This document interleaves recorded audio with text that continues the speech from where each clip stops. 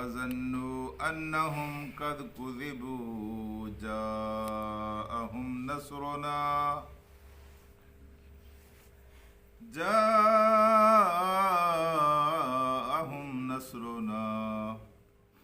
Fungi من نشاء ولا يرد بأسنا عن القوم المجرمين صدق اللہ العلی العظیم۔ رفقائے محترم، اللہ تبارک و تعالی کا ایک اصول ہے کہ وہ اپنی نصرت و امداد اس وقت بھیجتا ہے جب انسان اپنے پاس جو کچھ ہے وہ سب کچھ اس کے راستے میں لٹا دے۔ یہ واقعہ یقیناً آپ نے کسی نہ کسی سے سنا ہوگا کہ اللہ تبارک و تعالیٰ کے رسول نے ایک دفعہ حکم دیا کہ پانی نہیں ہے اور بہت سارے لوگ پیاسے ہیں، حکم یہ دیا ہے کہ اس مشکیزے کو نچوڑا جائے۔ نچوڑا گیا، جب اس سے آخری قطرہ نکلا تو پھر اللہ کے رسول نے اس میں ہاتھ ڈالا تو بہت سارے لوگوں نے اس پیالے سے سیراب ہو کر پانی پیا۔ تو وہ آخری قطرہ کیوں نچوڑا گیا؟ یہ پیغام تھا، یہ میسج تھا کہ خدا کی نصرت و امداد اس وقت آتی ہے جب لوگ اپنی آخری پونجی اللہ کے راستے میں لگا دیں، اللہ پر بھروسہ کرتے ہوئے کہ اب اللہ جو کچھ ہمارے پاس تھا ہم لے کر آ گئے ہیں۔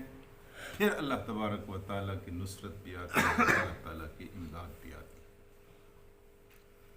بدر کے میدان میں جو کچھ تھا اللہ کے رسول سب کچھ سمیٹ کر گئے تھے، اور آپ نے پھر یہ بات اپنے لفظوں میں کہی تھی کہ اللہ جو کچھ میرے پاس تھا وہ میں سارا کچھ تیرے پاس لے کے آیا ہوں۔ اب اپنی نصرت و امداد اور اپنی رحمت خاص سے ہمیں نواز، اور اگر آج تو پھر کچھ نہیں کہا جا سکتا کہ اس دنیا پر تیرا نام رہنے والے باقی رہیں گے یا نہیں رہیں گے۔ تو میرے دوستو، ایک تو یہ بات ذہن میں رکھیے، دوسری بات یہ ذہن میں رکھیے کہ جب حالات انتہائی مایوس ہو جاتے ہیں، انتہائی گھمبیر ہو جاتے ہیں، انتہائی سخت اور مشکل ہو جاتے ہیں، تو اس کے بعد اللہ پاک آسانیاں پیدا کرتا ہے۔ رات کی تاریکی جب حد سے زیادہ تجاوز کرتی ہے تو پھر سحر نمودار ہوتی ہے۔ گھٹن جب بڑھ جائے اور پتہ بھی نہ ہل رہا ہو تو سیانے کہتے ہیں آج حبس بہت ہے، اب کوئی طوفان آئے گا۔ یہ اللہ تبارک و تعالیٰ کا اصول ہے۔ جب حالات انتہا تک پہنچ جاتے ہیں تو پھر اللہ تبارک و تعالیٰ کی نصرت بھی آتی ہے اور اس کی مدد بھی آتی ہے۔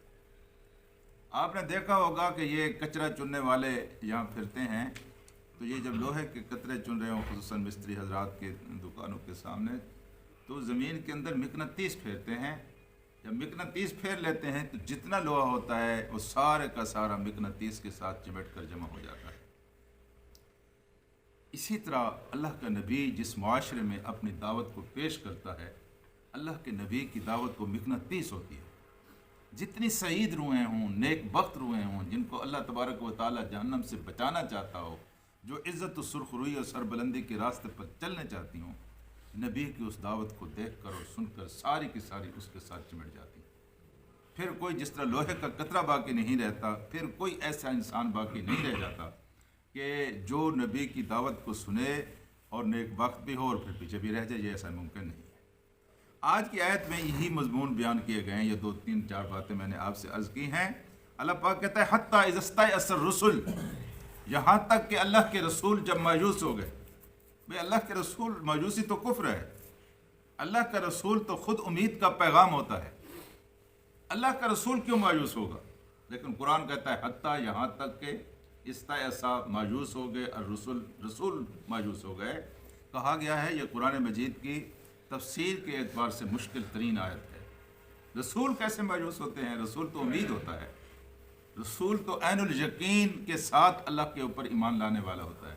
اس نے اللہ کو دیکھا، اللہ کے فرشتوں کو دیکھا ہوتا ہے۔ جنت اور دوزخ کے مشاہدے رسولوں سے کرائے جاتے ہیں، وہ کیوں مایوس؟ تو مفسرین نے یہاں کہا ہے کہ اللہ تعالیٰ کے رسولوں کے مایوس ہونے کی بات یہ ہے کہ اللہ کے مایوس اس آبادی اور اس قوم سے مایوس ہو گئے کہ اب اس قوم کے اندر کچھ باقی نہیں بچا ہے۔ जो सईद रूहें थी वो सारी की सारी जमा हो गई है। हाँ जी, उनको अब कोई उम्मीद नहीं होती कि अब इस कौम में से, इस बस्ती में से अब कोई दूसरा इंसान भी निकल सकेगा, जब अल्लाह का रसूल इस इंतहा तक पहुंचता है। दूसरी तरफ कौम का ये हाल होता है कि वह ज़न्नु अन्नहुम कद कुज़िबू, कौम ये समझती है कि अब तक जो कुछ हमें कहा गया वो सारे का सारा झूठ था। हाँ जी, ये मोहम्मद रसूलुल्लाह हैं, ये अपने आप को खुदा का नबी कहते हैं। जब से इन्होंने अपनी दावत का आगाज़ किया है, वो कौन सी ज़्यादती है जो हमने इनके साथ नहीं की। अगर वाकई ये अल्लाह के रसूल होते और वाकई ये खुदा के प्यारे होते तो खुदा का गज़ब और खुदा का अज़ाब हरकत में ना आता। काबे के अंदर हमने इनके सर पर बोझ डाली है। हाँ जी, हमने इनको गालियाँ दी हैं, हमने इनको पत्थर मारे हैं, हमने इनके जिस्म को ज़ख्मी किया है, हमने इनके बेटियों को तलाक दी है, हमने इनको मक्के से निकाला है। क्या है जो हमने इनके साथ नहीं किया? कोई एक दिन की बात है? 12-13 साल हो गए हैं हम मुसलसल ज़्यादतियाँ कर रहे हैं। अगर वाकई ये खुदा के रसूल होते तो खुदा की तरफ से कुछ ना कुछ आ ना जाता। अजाब तो नहीं आया। रोज़ हमें तड़ियाँ लगाई जाती हैं, रोज़ हमें धमकियाँ दी जाती हैं, खुदा का अजाब आएगा, खुदा का अजाब आएगा। भाई मियाँ बस ये तड़ियाँ ही हैं। हाँ जी, तो इसकी तफसीर ये वह ज़न्नू, और उन्होंने गुमान किया, उनको यकीन हो गया, अन्नहुम कद कुज़िबू, कि उनके साथ जो कुछ किया गया था या उनसे जो कुछ कहा गया था वो सारे का सारा झूठ था। अल्लाह के रसूल कौम से एक हद तक मायूस हो गए कि अब इसमें कोई खैर नहीं है, और कौम का ये हाल था कि उन्होंने कहा कि हमारे साथ जो कुछ कहा गया सारा कुछ झूठ था, कोई खुदा का अजाब नहीं है और कोई ये खुदा के रसूल है। जब इस नहज पर हालात पहुँचते हैं, जाअहुम नस्रुना, तो फिर यकायक हमारी नुसरत और इमदाद आती है। हाँ जी, फिर जिस अजाब का वो इंतज़ार कर रहे होते हैं वो भी आता है, और फिर अल्लाह के रसूल जिस मायूसी का शिकार हुए थे कौम के साथ, उसके बारे में भी अल्लाह ताला अपना आखिरी फैसला कर देता है। आखिरी फैसला फिर क्या होता है? वह मन नशा, फिर हमारा अजाब आता है। उस अजाब के आने के बाद हम जिसको चाहते हैं उस अजाब से निकालते हैं, वरना वो अजाब जो है सबको अपनी लपेट में ले लेता है। जी, जब खुदा का अजाब आता है तो फिर कोई बाकी नहीं बचता, सारे उसकी लपेट में इल्ला ये कि अल्लाह तबारक व तआला जिसको इस अजाब से बचाना चाहें वो इस अजाब से बच सकता है। और फिर इरशाद हुआ है कि वला युरद्दु बासुना अनिल कौमिल मुजरिमीन, तो मुजरिम कौम से फिर हमारा अजाब टाले नहीं टलता। फिर कोई साइंस, कोई टेक्नोलॉजी, कोई लश्कर, कोई फौज, कोई सिपाह, कोई जत्था, कोई जमात ऐसी नहीं है कि हमारे अजाब के सामने खड़ी हो जाए और कहे कि अब ये अजाब नहीं आएगा। हम इस अजाब, अल्लाह तबारक व तआला के अजाब जब भी आए हैं उसकी बेपनाही के सामने सारी दुनिया बेबस हो जाती है।